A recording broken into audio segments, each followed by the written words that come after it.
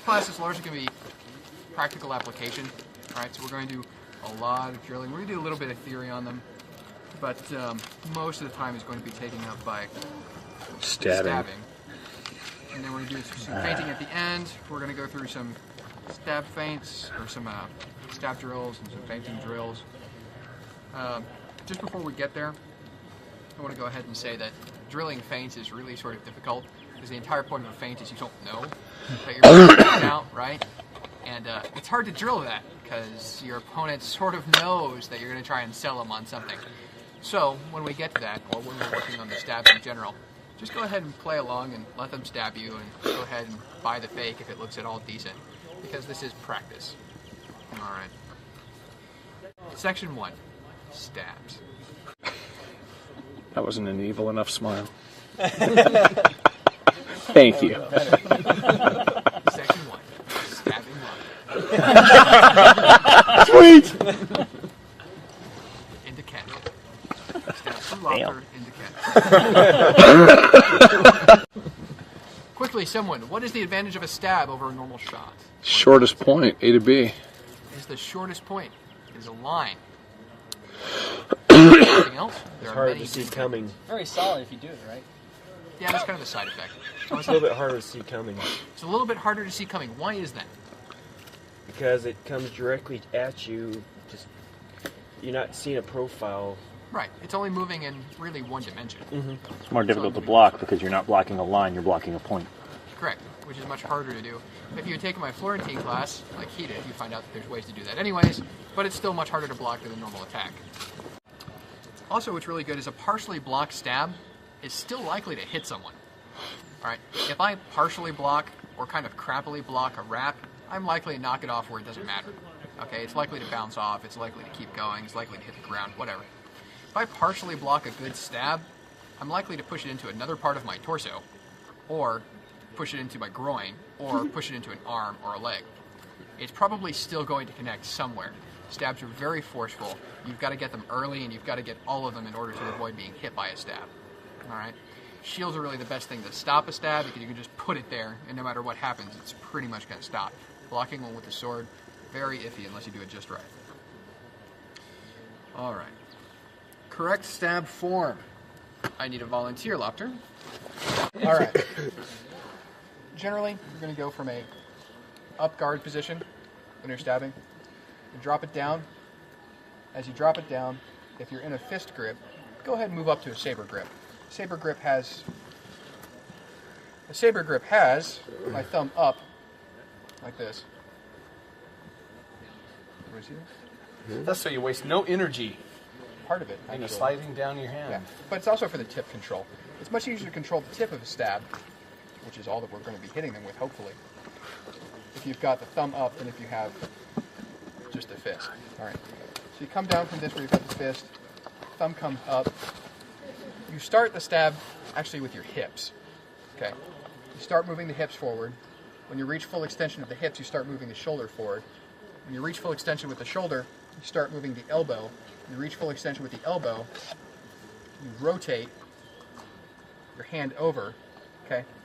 And while we do this, we actually rotate over while we're doing all of this extension, so it should be fully rotated as we hit. Because if you don't rotate, you're going to have a lot of upward motion, and a lot of people, when they start stabbing, do a lot of this, okay? You'll see a lot of people, when they first start stabbing people in the throat, the chin, the nose, okay? And we don't want to do any of that, because Lopter doesn't like it. I prefer a solid...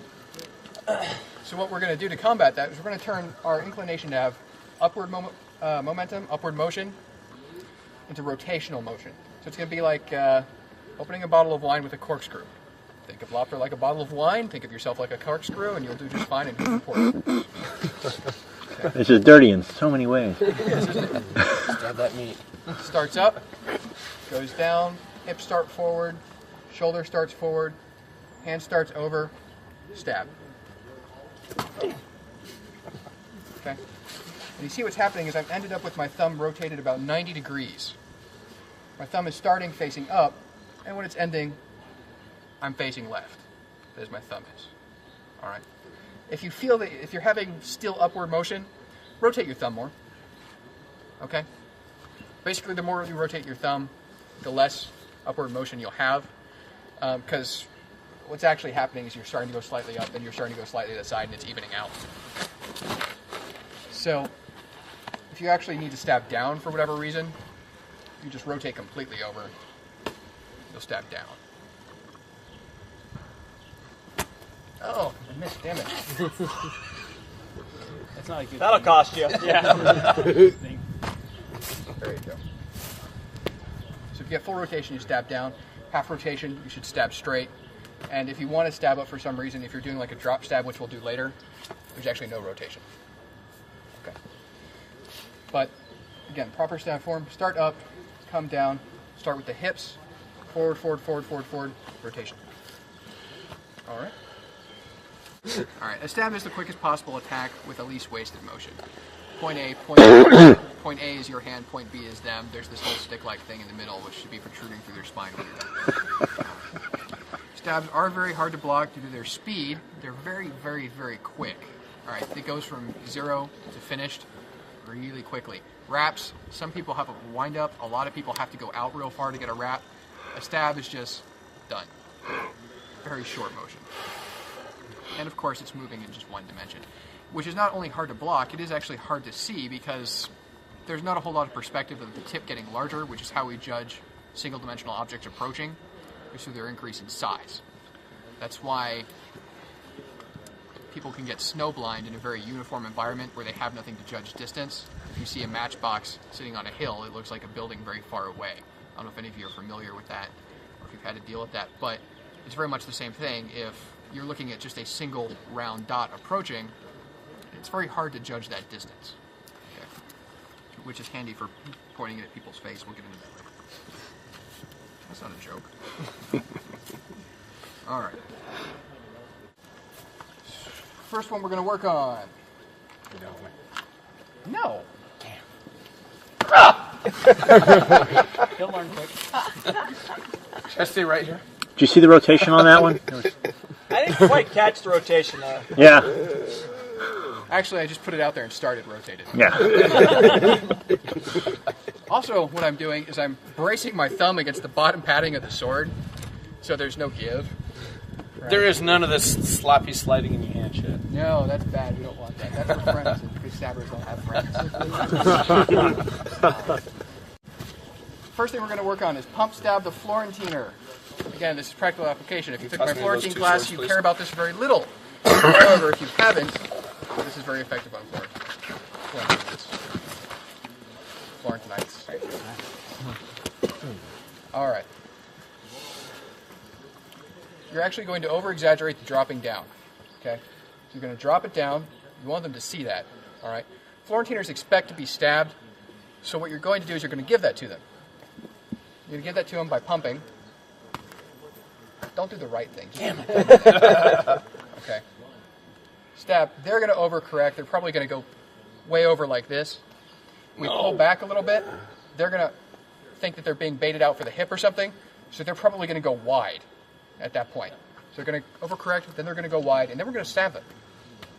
So, drop, pump, stab. Good. All right, so that's what we want to try. Break into groups. If you don't have two swords, use one and just stand like you're a Florentino. We'll fake. Go ahead and buy, pump. I know that you know what's coming. At the same time, this is practice. Now I'm going to go around and correct form while we're doing this.